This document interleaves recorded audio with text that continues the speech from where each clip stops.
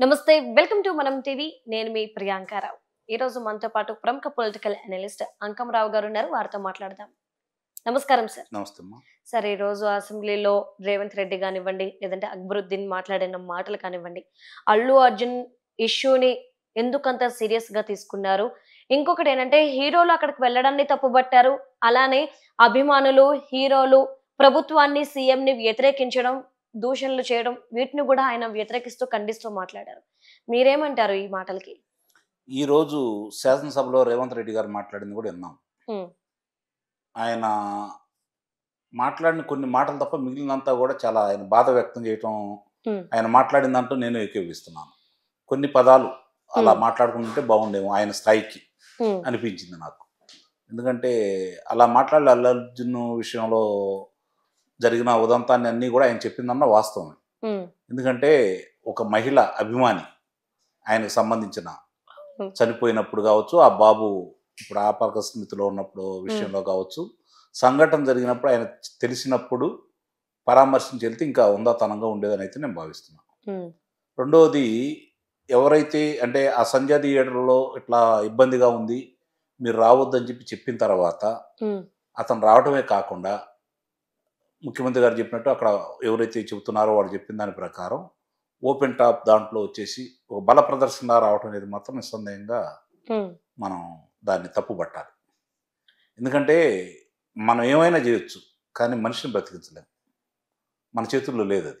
ఒక హ్మ్. ప్రాణాన్ని తిరిగి నిలబెట్టడం అనేది మన చేతుల్లో లేని విషయం. హ్మ్. మరి అగ్రకథానాయకుడు అయ్యుండి ఈరోజు మరి అలా స్పందించకపోవడం అనేది కొంచెం ఇబ్బందికరమైన పరిణామమే.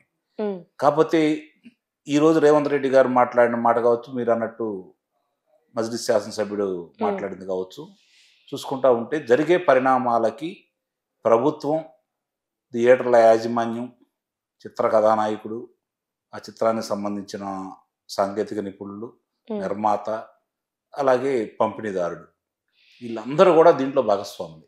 హ్మ్. అందరూ కూడా దీంట్లో భాగస్వాములు. అందుట్లో ఎలాంటి సందేహం కూడా ఏం లేదు. ఎందుకంటే సరే, చిత్ర సాంకేతిక నిపుణులకు కావచ్చు, లేకపోతే చిత్ర నిర్మాతకు కావచ్చు, అక్కడ థియేటర్ల వాళ్ళు వద్దన్న సంగతి కావచ్చు, లేకపోతే పోలీసులు వద్దన్న సంగతి కావచ్చు, హ్మ్. అల్లు అర్జున్ గారు చెప్పిన తర్వాత కూడా వచ్చారు అంటే అది అతనికి సంబంధించిన విషయం. హ్మ్. మిగిలిన విషయాలన్నీ వీళ్ళందరినీ ఎందుకు బాధ్యులను చేస్తున్నాను అంటే నేను హ్మ్. ఈరోజు ఒక చిత్రానికి ఎంత ఖర్చు అయిందనే దాని గురించి ఆలోచిస్తున్నారే తప్ప హ్మ్. ప్రజల దగ్గర ఎంత దోపిడీ చేస్తున్నాం అనే విషయం వీళ్ళు నేను చెప్పిన వాడు ఎవరు పట్టించుకోవట్లేదు. హ్మ్. ఎందుకంటే ప్రతి చిత్రాన్ని చూడాలని కోరిక ఉంటుంది. అగ్ర అవును. కథానాయకుల చిత్రాలను అందరం చూడాలనుకుంటారు. హ్మ్. చూడాలనుకునే వాళ్ళ బలహీనతలను మీరు ఆసరాగా చేసుకొని హ్మ్. అధిక ధరలకి, అధిక ధరలు అంటే మామూలు కూడా కాదు, హ్మ్. ₹200 టికెట్ని ₹1000 దాకా మీరు ఖర్చు పెట్టిచ్చేసి వాళ్ళు 2000 3000 పెట్టి చిత్రం చూశారని చెప్పి చెబుతున్నారు. హ్మ్. అర్ధరాత్రి కూడా వచ్చేసి కుటుంబ సభ్యులందరూ కూడా, హ్మ్. ఆ రేవతి అనే మహిళ వాళ్ళ కుటుంబ సభ్యులందరూ వచ్చి కూడా చనిపోయేటప్పుడు కూడా చూడండి, కుమారుడు చేతిని పట్టుకొని చనిపోయిందని చెప్పి చెబుతున్నారు. అవును. అంటే తల్లికున్న మమకారం ఎలా ఉంటుంది, తన బిడ్డను రక్షించుకోవాలనే కోరిక. హ్మ్. దాంట్లో ఆమె అసూలు భాష ఉండొచ్చు, పిల్లాడి కోసమే ఆమె అవును. అసూలు భాష ఉండొచ్చు, అందుట్లో అనుమానమే లేదు. మరి ఆ వ్యక్తిని అయితే తిరిగి తీసుకురాలేం కదా మనం. అవును.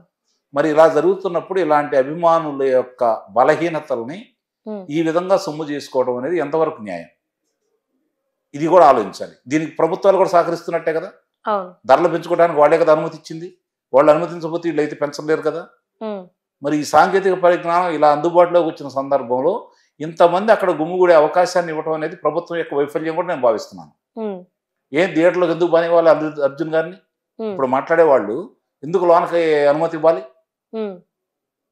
వచ్చినప్పుడు అప్పుడే అదుపులో తీసుకోవాలి కదా. మీరు వద్దన్నావు, మీరు ఎందుకు వస్తున్నారని చెప్పని. హ్మ్. అంటే అప్పుడు ఇప్పుడు వీళ్ళు ఉదాహరించినట్టు అప్పుడు అతను చిత్ర కథానాయకుడు అని చెప్పి గౌరవం చూపించారా మీరు? హ్మ్. ఇవన్నీ కూడా అంశాలు వస్తూ ఉంటాయి. లోతుకెళ్తే చాలా అంశాలు బయటకు వస్తూ ఉంటాయి. ఇప్పటికైనా సరే ప్రభుత్వం ఒక మంచి నిర్ణయం తీసుకుందనైతే రేవంత్ రెడ్డి గారిని నేను అభినందిస్తున్నా. సరే అంటే తెలంగాణలో, ఆ! హ్మ్. తెలంగాణ ప్రాంతంలో ఆయన ముఖ్యమంత్రిగా ఉండని రోజులు హ్మ్. రేట్లు పెంచకుండా, హ్మ్. ఇలాంటి షోలు వేయకుండా ఆయన నిరోధించడం అనేది మాత్రం నిస్సందేహంగా నేనైతే అభినందిస్తున్నా. సరే అంటే అక్బరుద్దీన్ ఓవైసీ కూడా ఒక మాట అన్నారు. ఆయన థియేటర్‌లో ఉన్నప్పుడు బయట తొక్కిసలాట జరిగిందని ఆయన పక్కనున్న వ్యక్తి చెప్తే, ఆ టైంలో అల్లు అర్జున్ అన్న మాట. అయితే మన సినిమా హిట్ అయినట్టే. ఈ వర్డ్ ఎలా చూడాలంటే, వెళ్తూ వెళ్తూ కనీసం తొక్కిసలాట జరిగింది. మీరన్నారు ఇంతకుముందు పరామర్శించుంటే బావుండేదని. కనీసం ఆ పరామర్శ పక్కన పెడితే ఒక ఆ మహిళ చనిపోయింది. ఒక అబ్బాయి చావు బతుకుల మధ్య కొట్టుమిట్టాడుతున్నాడు. ఈ సందర్భంలో దీన్ని బేస్ చేసుకొని అయితే నా సినిమా హిట్ అయినట్టే అనడం అది ఎంతవరకు కరెక్ట్ అంటారు? అంటే ఇప్పుడు ఆయన అన్నమాట ఎంతవరకు వాస్తవం అనేది తీసి పక్కన పెడితే, అది మాట అంటే మాత్రం చాలా ఘోరమైన విషయం అది. హ్మ్. నిస్సందేహంగా. మరి అది అహంకారపూరితం అనుకోవాలా? లేకపోతే వాళ్ళకి వెనకటికి చాలామంది చెబుతూ ఉండేవాళ్ళు. ఏదన్నా కట్టడాలు నిర్మించినా, ఏదన్నా కార్యక్రమాలు చేయాలన్నా నరబలి ఇచ్చేవాళ్ళు అంటారు. హ్మ్. అంటే ఈ చిత్రానికి కూడా అలాంటి బలి కోరుకున్నాడేమో అనిపిస్తుంది మనకి. హ్మ్. నిస్సందేహంగా అంతే కదా! అట్లానే భావించాలి కదా! అవును. అంటే ఇంకా అంటే అలాంటి భావాలు ఇతనిలో ఉన్నాయా అనే భావన వచ్చేలా ఉంది. అది నిజంగా అన్నాడా లేదనేది మనకు వాస్తవం. అంటే మాత్రం నేను హ్మ్. అన్నదానికి కట్టుబడి ఉంటాను హ్మ్. అనే గనక ఉంటే. ఆ పరామర్శించలేకపోవడం అనేది మాత్రం నిజంగా దారుణమైన విషయం. హ్మ్. జరిగిన ఉదంతాలన్నీ జరిగిన తర్వాత కూడా అతను చనిపోయిన తర్వాత చాలా రోజులకి ఆయన అదుపులో తీసుకోవడం కూడా జరిగింది. అవును. ఈ ముందే వెళ్ళి పరామర్శించకపోవడం కూడా తప్పే. అవును. సహాయం చేయడం వేరు, పరామర్శలు వేరు.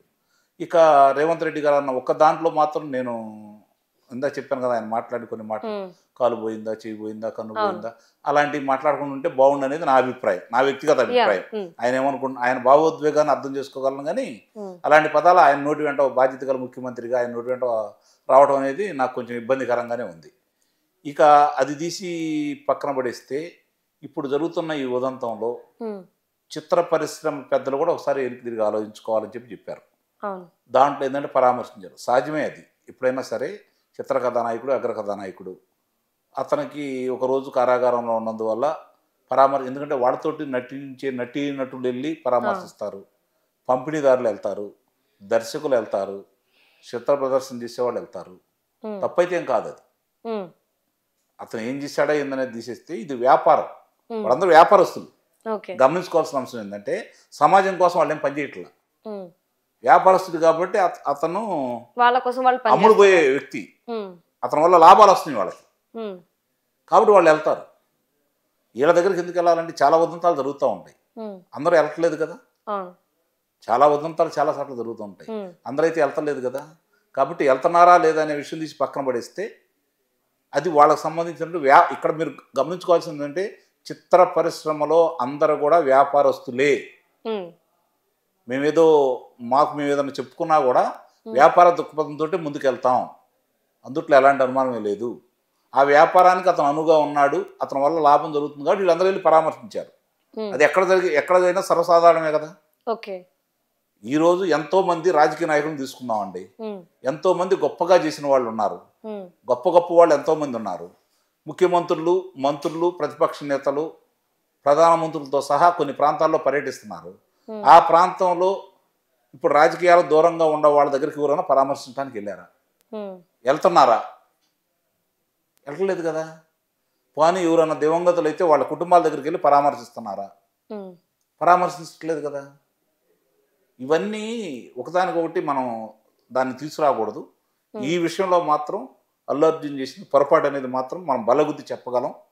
దాంట్లో ఎలాంటి సందేహం కూడా ఏం లేదు. ఓకే. సార్ 'జానీ మాస్టర్' కేసులో ఒక అమ్మాయిని వేధించాడు, వాడుకున్నాడు అన్న రీజన్‌తోనే నేషనల్ అవార్డ్‌ని క్యాన్సిల్ చేసినప్పుడు, అల్లు అర్జున్ వల్ల ఒక మహిళ చనిపోయింది. ఒక చిన్న పిల్లాడు అటో ఇటో అంటే వెంటిలేటర్ మీద ఉన్నాడు.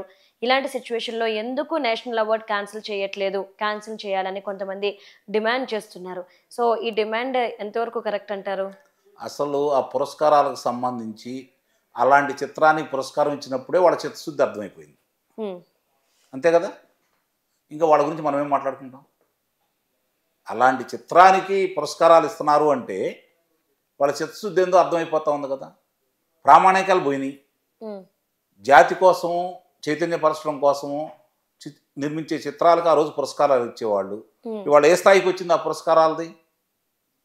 దాన్ని గమనించుకోవాలి కదా! అవును. మరి ఇంకన్నప్పుడు వాళ్ళ గురించి మనం ఎందుకు మాట్లాడుకోవటం? అంటే ఇలాంటి చిన్న చిన్న వాటిలకి గాని, పెద్ద పెద్ద వాటిలకి గాని ఆహ్, నేషనల్ అవార్డ్స్ లాంటివి క్యాన్సిల్ చేయడం అనేది జరుగుద్దంటారా? జరుగుతుంది. ఎందుకు జరగదు? హ్మ్. ఇప్పుడు ఆ ఉదంతాలు కొన్ని వచ్చినప్పుడు బయటకొచ్చినప్పుడు మనం ఇచ్చేది జాతీయ స్థాయిలో కాబట్టి, హ్మ్. దాని ప్రభావం కూడా ఉంటుంది కాబట్టి, ఇలాంటి వ్యక్తులు వ్యక్తిగతంగా చేసే కొన్ని తప్పుల వల్ల ఇలాంటి వ్యక్తులకి ఇస్తే దాని యొక్క అర్థం, పరమార్థం పోతుందన్న ఉద్దేశంతో వెనక్కి తీసుకుంటారు. చాలా సార్లు జరుగుతున్నాయి అయ్యే కదా! హ్మ్. సార్ అంటే ఇప్పుడు అల్లు అర్జున్ ఏదైతే ఇన్సిడెంట్ ఇదే కాదు, ఒకటి గుర్తుపెట్టుకోండి మీరు. ఆయన వేటూరు సుందరరామూర్తి గారు తనకి ఇచ్చిన జాతీయ పురస్కారాన్ని కూడా ఎందుకు పంపించాడు? ఎందుకంటే తెలుగు భాష మీద వాళ్ళు చేస్తున్న దానికి అతను వెనక్కి కూడా ఇవ్వడం కూడా జరిగింది. అంటే కొంతమంది అలా చేస్తూ ఉంటారు కదా, ఓకే, ఇచ్చిన పురస్కారాలు కూడా వెనక్కిస్తూ ఉంటారు కొంతమంది. ఓకే. అంటే సార్ ఇప్పుడు అల్లు అర్జున్ ఏదైతే వ్యవహరించిన వ్యవహార శైలి ఉందో, ఈరోజు అక్బరుద్దీన్ ఓవైసీ వ్యాఖ్యలతో చాలా మంది మండిపడుతున్నారు. అయితే ఇక్కడ మెయిన్ క్వశ్చన్ ఏంటి అంటే గనక, కనీసం ఒక మహిళ చనిపోతేనే పట్టించుకోలేనట్టున్న అల్లు అర్జున్ కోసం తన ఫ్యాన్స్ కానివ్వండి, వాళ్ళు ప్రభుత్వం మీదే తిరుగుబాటు వ్యక్తం చేశారు. ఈ తీరు ఎంతవరకు సరైంది? అలానే అల్లు అర్జున్ అభిమానిగా రేవతి అంటే తన భార్య చనిపోయినా, తన కొడుకు హాస్పిటల్లో ఉన్నా కానీ అల్లు అర్జున్ మీద పెట్టిన కేసు నేను వెనక్కి తీసుకుంటాను, ఆయన అరెస్ట్ చేయొద్దు అనేసి అన్నారు. ఈరోజు వీళ్ళ వ్యవహార శైలి మీద ఎన్నో ప్రశ్నలు వస్తున్నాయి. ఇలాంటి వాడి కోసమా మీరంతా మాట్లాడారు, సపోర్ట్ చేశారని చెప్పి అడుగుతున్నారు. ఎలా చూడాలి మరి? అల్లు అర్జున్ అభిమానులకి కాదు, యావత్ చిత్రకథా నాయకులకు సంబంధించింది కావచ్చు, రాజకీయ నాయకులకు సంబంధించిన కావచ్చు, క్రీడాకారులకు సంబంధించిన కావచ్చు, అభిమానులకి నేను చెప్పేది ఏంటంటే, వాళ్ళ ప్రతిభా పాట వాళ్ళని, వాళ్ళ దేశభక్తిని కొనియాడండి, ఆదర్శంగా తీసుకోండి, తప్పులేదు. మీరు ఇలా అభిమానాలు పెంచుకుంటా ఉంటే జరిగే పరిణామాలు మీరు చూస్తూనే ఉన్నారు. మీ యొక్క అభిమానం మీద వాళ్ళు వ్యాపారం చేస్తున్నారు, అవునా కదా? గమనించుకోవాల్సిన అంశం ఏంటంటే, వీళ్ళ మీద అభిమానుల యొక్క అభిమానం మీద వాళ్ళు వ్యాపారం చేస్తున్నారు. ముందుగా చిత్రం విడుదలైన తర్వాత 1-2 రోజుల్లో ఎగబడి చూసేది వాళ్ళే, అధిక ధరలు పెట్టి కొనేది వాళ్ళే. కాబట్టి వాళ్ళ అభిమానాన్ని వాళ్ళు సొమ్ము చేసుకుంటున్నారు. వాళ్ళు వ్యాపారస్తులయ్యా. రాజకీయ నాయకులైనా వాళ్ళ వ్యాపారస్తులా తయారయ్యారు, క్రీడాకారులైనా అట్లనే తయారయ్యారు, చిత్రకథా నాయకులైనా అట్లనే తయారయ్యారు. వాళ్ళ మీద అభిమానాలు పెంచుకునే వాళ్ళని ఏ విధంగా దోచుకుంటున్నారో అర్థమైపోతా ఉంది కదా. దాన్ని బట్టి అర్థం చేసుకోండి, మీ అభిమానాన్ని వాళ్ళు ఏ విధంగా పరిగణిస్తున్నారు. మిమ్మల్ని ఒక వస్తువులా చూస్తున్నారు, వాళ్ళ వ్యాపారానికి ఉపయోగపడే వస్తువులుగానే చూస్తున్నారు. మీరు ఇలాంటి అభిమానాలు పెంచుకొని ప్రాణాల మీదకి తెచ్చుకోవద్దని చెప్పి సవినయంగా మనం చేసుకోవడం తప్ప మనం ఇంకేం చెప్తాం వాళ్ళకి, చెప్పండి. అంతే. Okay, right. Thank you so much sir.